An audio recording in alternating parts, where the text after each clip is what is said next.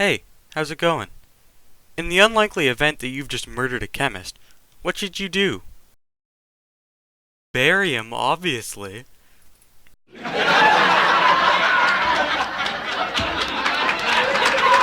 Anyways, another cool dangerous element is chlorine, which is what I'll be talking about today.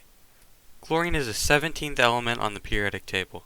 This means it has 17 protons, 17 electrons, and 18 neutrons, and has an atomic mass of 35.453.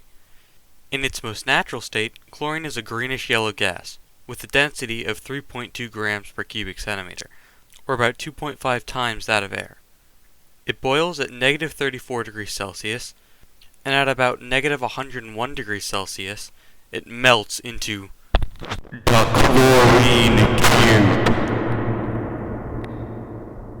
Now, I know it's kind of weird to think of something melting into a solid, but trust me, there are things that are much more confusing than that. For example, why my wife doesn't love me, or this dude's name. His name was Carl Wilhelm Scheele, and he discovered chlorine in 1774.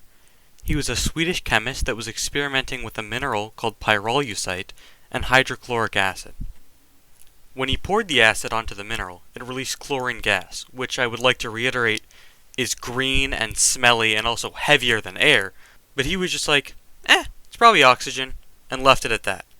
Sadly, Carl died of mercury poisoning after ingesting the element in an attempt to categorize it by taste before he could realize the discovery he had made. So chlorine wasn't considered an element until 1810, when a dude named Humphrey Davy came along and basically did the same thing that Carl had done, but this time figured out there was no way oxygen could have been formed because there was no oxygen in the acid that was causing the gas to be produced. At this point, Humphrey Davy was basically just like, guys, I've done it. I've discovered chlorine. And everyone listened to him because, who wouldn't? Look at him. What a hottie.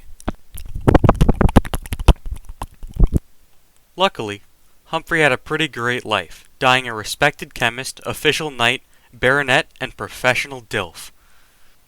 Now, at first, chlorine manufacturing was extremely unsafe, with companies just oxidizing vats of stomach acid in giant warehouses to collect the gas. After years of workers inhaling chlorine fumes, people eventually realized that maybe this wasn't the best idea. So they came up with something else, called electrolysis.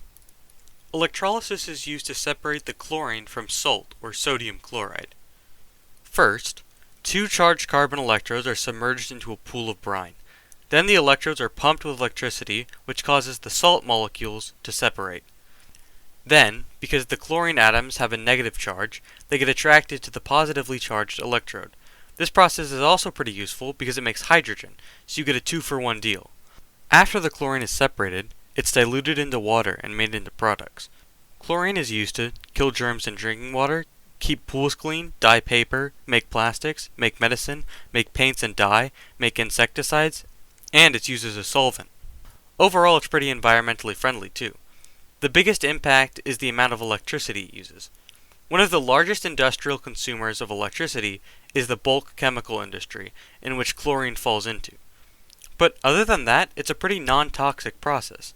The only other way it could cause environmental harm is if some of the chemicals got loose, but that's something that barely ever happens. Okay, well that's all the time I have. Bye bye! Ha ha ha!